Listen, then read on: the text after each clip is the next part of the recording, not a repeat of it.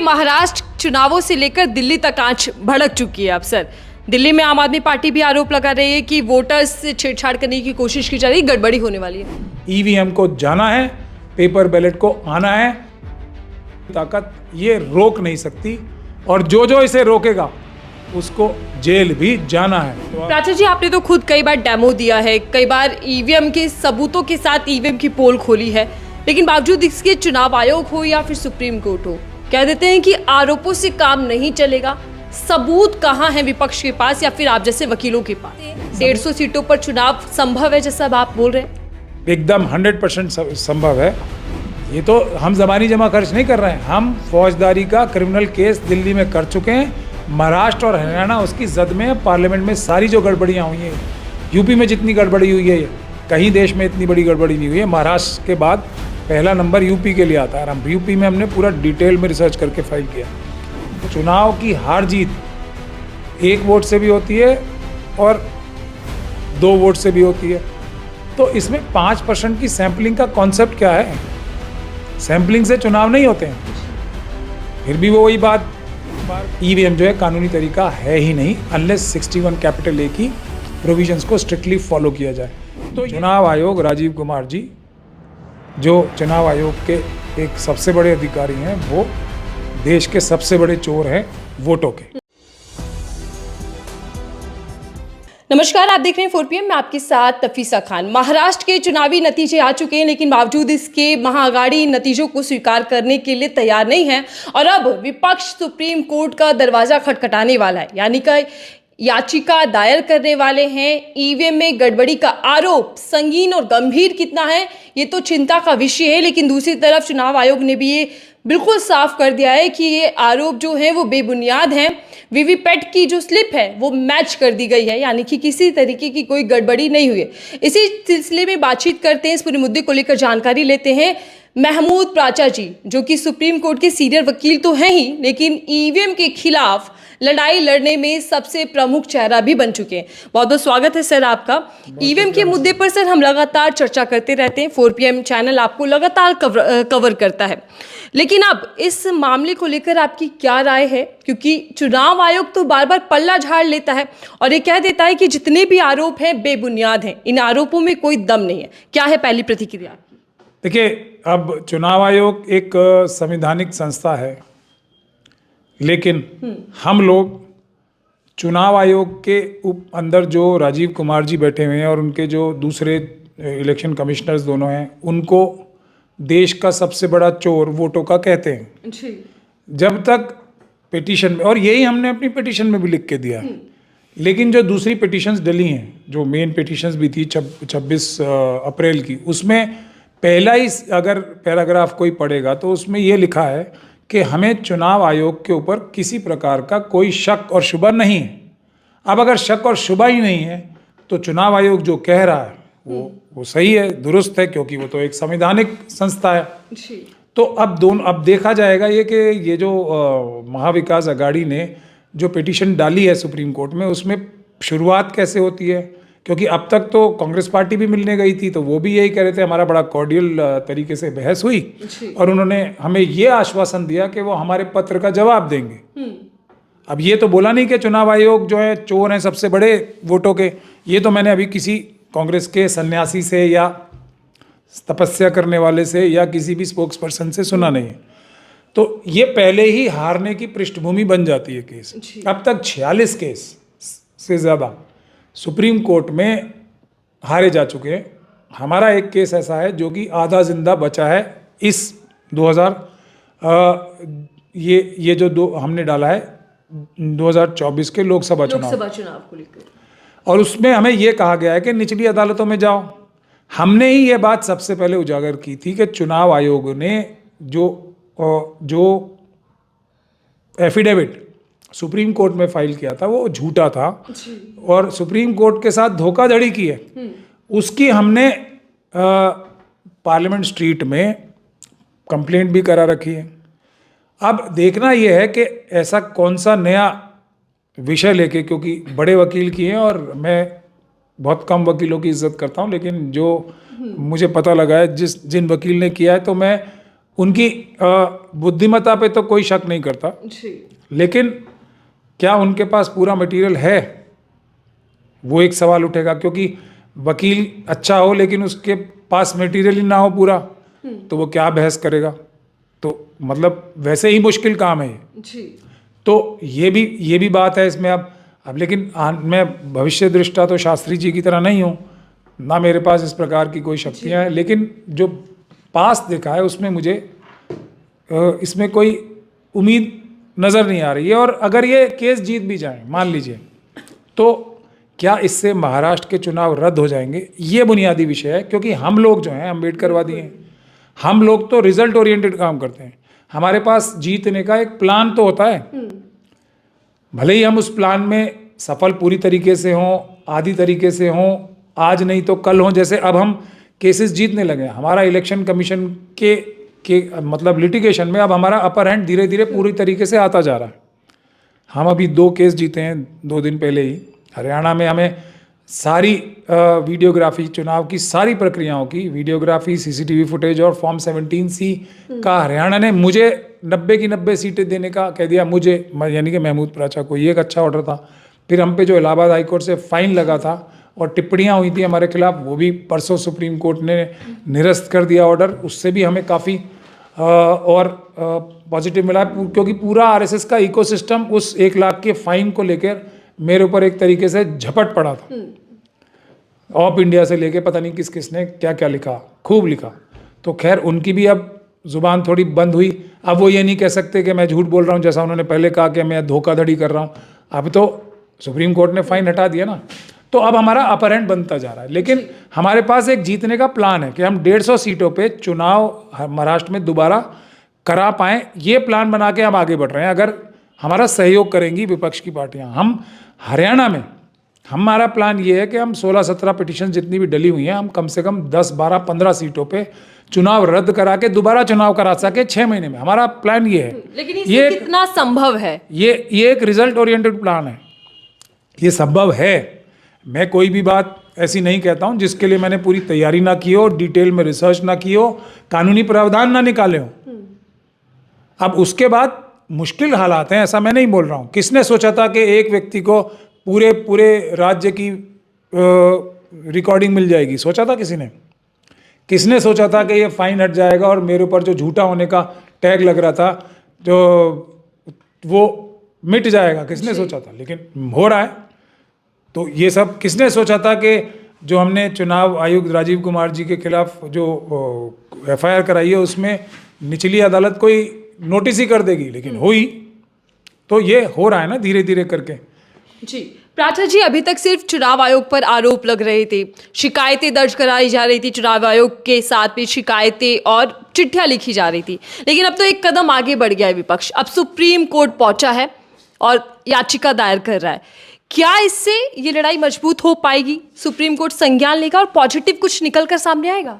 लेकिन कोई रिजल्ट नहीं आ पाएगा इससे। मेरा कंसर्न सिर्फ उतना है, क्योंकि मैं बहुत रिजल्ट ओरिएंटेड आदमी हूँ। एक जीतने का प्लान तो होना चाहिए। महाराष्ट्र में जो ये गैर कानूनी तरीके से सरकार बन गई है, इसको कानूनी रूप से, संवैधानिक रूप से हटाने का कोई प्लान तो होना चाहिए ना। जीतेंगे तो हम जब कोई प्लान होगा। जब हम जीतने के लिए लड़ ही नहीं रहे तो जीतेंगे कैसे? ये बुनियादी बात है। अब इस पे हमारे सभी इंडिया गठबंधन के लोगों को सोचना चाहिए कि हम क्या कह रहे हैं, बार बार कह रहे हैं। और दूसरा एक विषय और भी है, दिल्ली और ये जो बिहार में चुनाव होने वाले हैं। मैं उस पर आऊंगी। अच्छा, तो मैं आप जब क्योंकि ये महाराष्ट्र चुनावों से लेकर दिल्ली तक आंच भड़क चुकी है। अब सर, दिल्ली में आम आदमी पार्टी भी आरोप लगा रही है कि वोटर्स से छेड़छाड़ करने की कोशिश की जा रही है, गड़बड़ी होने वाली है।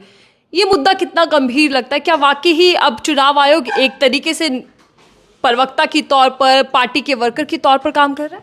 मैं आपको 1 दर्जन से ज़्यादा तरीके बता सकता हूँ जिन तरीकों से चुनाव में धांधली आरएसएस और बीजेपी करती है। लेकिन ये जो मशीनों के ऊपर कंट्रोल की बात है या पेपर बैलेट से दोबारा चुनाव कराने की बात है, ये एक ऐसा सब्जेक्ट है कि अगर हमने इसको अचीव कर लिया तो बाकी सारी धांधलियां ये कितनी भी कर लें, जनता इतनी ताकत से आरएसएस और बीजेपी के खिलाफ है कि फिर भी चुनाव हार जाएंगे और अगली सरकार जो आएगी वो बाकी धांधलियों को भी कंट्रोल कर पाएगी। ये हमारी स्ट्रैटेजी है। लेकिन हमने ऐसा नहीं है कि हम बिल्कुल सो रहे हैं उस मुद्दे पे। हमने उसके बारे में भी डिटेल्ड रिसर्च करके पूरी डिटेल्ड रिसर्च करके ये कैसे होता है, किस लेवल पे होता है, कौन कौन जिम्मेदार है, उस पर भी पूरी रिसर्च करके हमने एक कंप्लेंट, मजबूत कंप्लेंट पार्लियामेंट स्ट्रीट थाने में ऑलरेडी कर दी है। हम ये पूरी कोशिश करेंगे, और अगर दिल्ली में पॉलिटिकल पार्टीज़ ने ऑपोजिशन की हमारा साथ दिया और बिहार में, कि ये वाली जो वोटर लिस्ट की धांधली है इसे हम चुनाव से पहले ही काफ़ी हद तक दुरुस्त करा लें, ये मेरा दावा है। लेकिन इसमें मुझे, क्योंकि हम लोग बहुत ही लिमिटेड रिसोर्सेज के, और एक ऑफिस का और एक आदमी का काम है ये, तो इसलिए बहुत ज़्यादा मुश्किल होता है। अगर ये पॉलिटिकल पार्टीज, इसलिए हम इनको बोलते हैं बार बार, अगर ये हमारा साथ देंगी तो इस जो ये बड़ा एक काम है उसको भी हम अपनी ये जो ईवीएम की लड़ाई हम लड़ रहे हैं उसके साथ साथ इसको भी चुनाव से पहले दिल्ली और बिहार के कुछ काफ़ी हद तक दुरुस्त करा लेंगे। और बेशक हरियाणा में और महाराष्ट्र में जो किया है उसमें तो हम चुनाव आयोग के अधिकारियों को जेल भिजवाने का काम भी जरूर करेंगे, क्योंकि उन्होंने अपराध किया है, ऐसा हमारा मानना है। जी प्राची जी, आपने तो खुद कई बार डेमो दिया है, कई बार ईवीएम के सबूतों के साथ ईवीएम की पोल खोली है, लेकिन बावजूद इसके चुनाव आयोग हो या फिर सुप्रीम कोर्ट हो, कह देते हैं कि आरोपों से काम नहीं चलेगा। सबूत कहाँ है विपक्ष के पास या फिर आप जैसे वकीलों के पास? सबूत हम लेके गए थे, इसीलिए हमने रामपुर से चुनाव भी लड़ा था। सबूत क्या, हम वीडियोग्राफी लेके गए थे, इसीलिए तो हमारा केस बचा सुप्रीम कोर्ट में, वरना हमारा भी 46 की जगह 47वां हमारा भी जाता डस्टबिन में, लेकिन बचा। और हमें मौका मिला कि लोअर कोर्ट्स में जाओ, तो हम लोअर कोर्ट में अब हैं, वो हमारी लड़ाई जारी है, हमारा केस जिंदा है वो सबूतों के आधार पे। अब जैसे हरियाणा में सारे सबूत मैंने ले लिए, अब मैं इसके लिए क्या करूंगा, कानूनी कार्रवाई करूंगा ना। अगर पॉलिटिकल पार्टीज भी जैसे हमारे साथ, वो तो अपनी सरकार, उन्होंने शायद कोई अंडरस्टैंडिंग कर ली सैनी जी से, वो नहीं चाहते कि ये सरकार जो है हटे और इसके चुनाव जो है वो निरस्त हो। तब भी हम लोग तो भारत के संविधान को बचाने के लिए लड़ रहे हैं ना। हम कानूनी कार्रवाई जरूर करेंगे उन भ्रष्ट अधिकारियों के खिलाफ, क्योंकि कानून से ऊपर कोई नहीं है, जिन्होंने ये इतनी बड़ी लोकतंत्र हत्या करने की साजिश की है। उसी प्रकार से महाराष्ट्र में भी हम करेंगे। ये तो हम ज़बानी जमा खर्च नहीं कर रहे हैं, हम फौजदारी का क्रिमिनल केस दिल्ली में कर चुके हैं। महाराष्ट्र और हरियाणा उसकी जद में है। पार्लियामेंट में सारी जो गड़बड़ियाँ हुई हैं, यूपी में जितनी गड़बड़ी हुई है, कहीं देश में इतनी बड़ी गड़बड़ी नहीं हुई है। महाराष्ट्र के बाद पहला नंबर यूपी के लिए आता है, हम यूपी में हमने पूरा डिटेल में रिसर्च करके फाइल किया। तो बुनियादी बात यह है कि जब तक हम कानून का डर अधिकारियों में, राजनीतिक नेताओं में नहीं डालेंगे, तब तक लोग कानून तोड़ते रहेंगे और इस प्रकार की डेमोक्रेसी की हत्या होती रहेगी। प्राचा जी, आप कह रहे हैं कि 150 सीटों पर लगभग आपकी तैयारियां चल रही है, कानूनी दाव पेच के हिसाब से आप पूरी तैयारी कर रहे हैं, सबूत इकट्ठा कर रहे हैं। लेकिन सवाल ये कि सर, अभी तक तो वकील उठा रहे थे मुद्दा, विपक्ष लगातार हार के बाद ईवीएम को कोसता है कह लीजिए, या फिर कह लीजिए कि ईवीएम को जिम्मेदार ठहराता है। लेकिन महाराष्ट्र के मरकरवाड़ी गाँव के लोग खुद सामने आ गए ईवीएम के विरुद्ध में। तो क्या ये माना जाए, उम्मीद रखी जाए कि आने वाले दिनों में महाराष्ट्र के जो नतीजे हैं वो पलट सकते हैं, 150 सीटों पर चुनाव संभव है जैसा आप बोल रहे हैं? एकदम 100% संभव है। ज़रूरत इस बात की है कि ये पॉलिटिकल पार्टीज़ अपने कैंडिडेट्स को हमारे पास भेजें, ताकि हम उनको सही तरीके से गाइडेंस देके ये केस करा सकें। ये एक बात। लेकिन सिविल सोसाइटी ने, मिशन सेव कॉन्स्टिट्यूशन, जिसका मैं नेशनल कन्वीनर हूँ, पूरी सिविल सोसाइटी ने, क्योंकि जब मैंने 2024 में ये शुरू किया था ना आंदोलन, तो ये एक पूरा देशव्यापी आंदोलन बन चुका था। बहुत सारे हमारे साथी विभिन्न वजहों से हमें छोड़ के चले भी गए। एक टाइम पे हम बहुत अकेला भी महसूस कर रहे थे, लेकिन हमने लड़ाई नहीं छोड़ी। लेकिन कुछ साथी ऐसे थे, देवा साहब साहब जैसे, जो हमारे सीनियर हैं, हम उनसे बहुत गाइडेंस भी लेते हैं। प्यारेलाल गर्ग साहब, वो भी हमारे सीनियर हैं, उनसे गाइडेंस लेते हैं। प्रभाकर परकला साहब, राजूपुर लेकर साहब, कुछ मुट्ठी भर साथी ऐसे थे जो निरंतर इस लड़ाई को लड़ते रहे, ताकि पॉलिटिकल पार्टीज़ पे जो इल्ज़ाम लगता है, हारते तो ये करते हो, हम लोगों के ऊपर ये इल्ज़ाम नहीं लग सकता। और उसका नतीजा ये हुआ कि देर से सही अब सारी पॉलिटिकल पार्टीज़ ने हमारी बात पूरी तरीके से मान ली है, और पेपर बैलेट से चुनाव कराने के लिए सब एक पेज पे आ गए हैं, जो कि मिशन सेव कॉन्स्टिट्यूशन ने सबसे पहले कहा था कि यही कानूनी तरीका है। ईवीएम जो है कानूनी तरीका है ही नहीं, अनलेस 61 कैपिटल ए की प्रोविजंस को स्ट्रिक्टली फॉलो किया जाए। तो ये सब सफलता की तरफ बढ़ने का एक रास्ता चल रहा है। लेकिन इन सभी एक्सपर्ट्स की, मैं भी अब एक छोटा मोटा एक्सपर्ट हुई, और मैं ये दावे के साथ कह सकता हूँ कि देश में 5 लोगों को अगर टेक्निकल, लीगल और अगर जो डेटा कलेक्टेड है, जो रिकॉर्ड है, उसमें 5 लोगों में तो कम से कम मैं हूँगा ही, देश के पहले 5 लोगों में। लेकिन फिर भी मेरे जैसे व्यक्ति को भी और हमारे सभी साथियों को इतना अच्छा आइडिया आया नहीं, जो मरकंडवाड़ी जो विलेज वाले हैं उनको आया। मैं उनको सलाम करता हूँ और इसीलिए हमने ऐलान भी किया है, हमारी सिविल सोसाइटी ने मिशन सेव कॉन्स्टिट्यूशन की जिम्मेदारी लगाई है कि फील्ड एक्शन या फील्ड ऑपरेशन हम करेंगे, जिसमें पीसफुल प्रोटेस्ट और अच्छे केस डालना अदालतों में, और उसके अलावा जो लोग भी, ये स्पेशल जिम्मेदारी लगी है मिशन सेव कॉन्स्टिट्यूशन, जो भी लोग मॉक पोल मरकंडवाड़ी विलेज की तरीके से कराना चाहते हैं उनको हम कानूनी मदद भी देंगे। वो हम मॉक पोल्स कराएंगे क्योंकि वो संवैधानिक है, कानूनी है। उनको रोकने वाले अपराध कर रहे हैं, उन अपराधियों के खिलाफ भी हम कानूनी कार्रवाई भी करने का वादा करते हैं। लेकिन प्राचा जी, चुनाव आयोग ने 440 वीवीपैट की पर्चियों का मिलान करवाया और ये कह रहे हैं दावे के साथ कि खरी सोने की तरह निकली ईवीएम मशीन।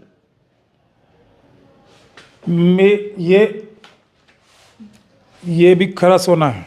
ये चुनाव आयोग का मैं आपको बता रहा हूँ, ये सोना है।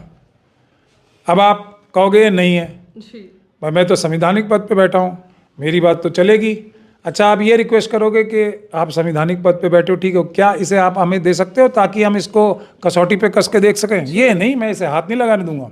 ये सोना है, मैं संवैधानिक पद पे बैठा हूँ, ये सोना है, इसको सच मानो आप। ये कार्रवाई वीडियोग्राफी देना, वो 5% की भी दें, लेकिन चुनाव आयोग को दुख इस बात का होता है संवैधानिक पद पे बैठने के बाद भी एक ये बात समझ में नहीं आती कि चुनाव की हार जीत 1 वोट से भी होती है और 2 वोट से भी होती है। तो इसमें 5% की सैंपलिंग का कॉन्सेप्ट क्या है? सैंपलिंग से चुनाव नहीं होते हैं। फिर भी वो वही बात बार बार रट्टा लगाए जाते हैं। 1 वोट से चुनाव हारा या जीता जा सकता है या नहीं, इसी से चुनाव आयोग का झूठ साफ नजर आ जाता है। इसीलिए हम बार बार क्या बोलते हैं, चुनाव आयोग, राजीव कुमार जी जो चुनाव आयोग के एक सबसे बड़े अधिकारी हैं, वो देश के सबसे बड़े चोर हैं वोटों के। लेकिन सर, चुनाव आयोग पर इतने गंभीर सवाल लगने के बावजूद भी चुनाव आयोग ये प्रयास नहीं करता कि वो नीट एंड क्लीन दिखाई दे, जनता का विश्वास उस पर वापस से कायम हो। बल्कि चुनाव आयोग के लीडर जी वो तो शायराना अंदाज में शायरी करते दिखते हैं कि कुछ तो काम है, लोगों का कहते रहेंगे, या ये भी कहते हैं कि वफा खुद से नहीं होती और खता ईवीएम की बता देता है विपक्ष। देखिए, अब मैं भी एक अपने आप ही बना के शेर शायर मैं भी बन जाऊं उनकी तरह। हर संविधान विरोधी को, हर इलेक्शन में धोखा देने वाले को जेल पहुंचा के ही मानेंगे हम। ये हमारा शेर है, इसको याद रखें राजीव कुमार जी भी और हर वो भ्रष्ट अधिकारी जो संविधान की इतनी बड़ी हत्या कर रहा है। ये शेर व शायरी जेल में बड़े आराम से होती है। बहुत सारे लोग शायर बनते हैं जेल में जाके और अच्छे शायर बनते हैं। तो अभी ये ठान लिया है। बिल्कुल, ये हमारा शेर 100% चलेगा। जो भी वो अपराध कर रहे हैं उसका अंजाम कानूनी संवैधानिक सिर्फ जेल है, तो वो कानून से ऊपर वो भी नहीं है। इस बात को उन्हें समझना चाहिए। अब देखना यह है कि किसका शेर किस पे भारी पड़ता है और कौन जाके एक बड़ा शायर बनता है जेल में। ठीक है, आखिरी सवाल बेहद जरूरी, क्योंकि आप लंबे समय से सर इस पूरी मुहिम को छेड़े हुए हैं या फिर ईवीएम के खिलाफ लड़ाई लड़े, लेकिन क्या कानूनी ही लड़ाई आगे बढ़ती रहेगी या फिर बड़ा आंदोलन भी हमें देखने को मिलेगा? देखिए, आंदोलन अब जो विपक्ष की पार्टियां, इंडिया गठबंधन ने बोला है कि ये जो पार्लियामेंट का सेशन है उसके बाद करेंगे, तो ठीक है, हम तो इस बात का भी वही करते हैं। हमें ये अच्छी तरह से पता है कि पूरा जो स्लीपर सेल्स हैं वो एकदम मतलब जागने की दवाई खा के नींद दूर भगा चुके हैं। फुल टाइम हर एक पॉलिटिकल पार्टी के अंदर इस काम पे लगे हैं कि इस चीज़ से लीडरशिप का ध्यान हटा दो। लेकिन जनता तो आ चुकी है ना सड़कों पे। मिशन सेव कॉन्स्टिट्यूशन की तो जिम्मेदारी लगा दी है जनता ने और सिविल सोसाइटी ने। आंदोलन तो शुरू हो गया। मैं 14 तारीख को जा रहा हूँ मुंबई बड़े आंदोलन की तैयारी करने, और 15 तारीख को बड़ा एक प्रोटेस्ट रैली है नागपुर में। तो आंदोलन तो शुरू हो चुका है। उससे पहले गढ़ में, अरे तो वहीं से शुरू होगा ना जी। तो हम लोग तो अम्बेडकरवादी हैं, आप बार बार भूल जाती हैं जी। नहीं, मुझे याद है, लेकिन नागपुर आरएसएस का गढ़ माना जाता है। और ये भी अब आरोप लग रहे हैं कि अब संवैधानिक पद पर जितने भी व्यक्ति बैठे, अधिकारी बैठे हैं, उनकी मानसिकता कहीं ना कहीं उन्हीं लोगों से मिल रही है, तो आरएसएस और बीजेपी। वहीं से तो जब जहाँ पे से सबका गढ़ है जी, वहाँ पे सब जो भी जिस प्रकार के संविधान तोड़ने वाले हैं सब आसानी से हाथ में आ जाएंगे ना, तो इसलिए वहाँ से शुरू करना उचित भी है। उससे पहले हम चंडीगढ़ गए थे हरियाणा के लोगों से आह्वान करने, उससे पहले उसके बाद हम जालंधर गए थे, मुंबई भी गए थे। पिछले हफ्ते हम 6 दिसंबर को मुंबई जाके आह्वान करके आए थे। तो ये आंदोलन तो शुरू हो चुका है। अब पॉलिटिकल पार्टीज कितनी जल्दी या कितनी बाद में आएंगी ये उनके ऊपर है। जनता का आंदोलन तो अब शुरू हो गया और अब हमारे साथ वो लोग नहीं हैं जो छोड़ के जाने वाले हैं। अब हमने बहुत कम लोग रखे हैं। अपने मुसीबतों से, अपने दुखों से, अपने धोखों से आदमी सीखता है। तो अब हमारे साथ मुट्ठी भर लोग हैं, वो भारत का संविधान बचाने के लिए निरंतरता भी रखेंगे और किसी भी हद तक जाने को तैयार हैं हम संवैधानिक और कानूनी रास्तों का पालन करते हुए। लेकिन हम संविधान बचाएंगे, देश का लोकतंत्र बचाएंगे। ईवीएम को जाना है, पेपर बैलेट को आना है। दुनिया की कोई ताकत ये रोक नहीं सकती और जो जो इसे रोकेगा उसको जेल भी जाना है। तो अब शेर अब हुआ है, ईवीएम को जाना है, पेपर बैलेट को आना है, हर ईवीएम के समर्थक को जेल भी जाना है। चलिए ठीक है, धन्यवाद हमें समय देने के लिए। जहां एक तरफ विपक्ष संविधान बचाते हुए या फिर ईवीएम में गड़बड़ी की आरोप लगाते हुए सुप्रीम कोर्ट पहुंचा है, तो वहीं दूसरी ओर प्राचा जी का साफ कहना है कि अब ईवीएम की लड़ाई जो है वो और तेज हो चुकी है और आने वाले समय में बड़े पैमाने पर ईवीएम के खिलाफ मोर्चा बुलंद होता दिखाई देगा। लेकिन ये सरकार के लिए और चुनाव आयोग के लिए कितनी मुश्किलें खड़ी करेगा, ये देखना होगा। फिलहाल दीजिए।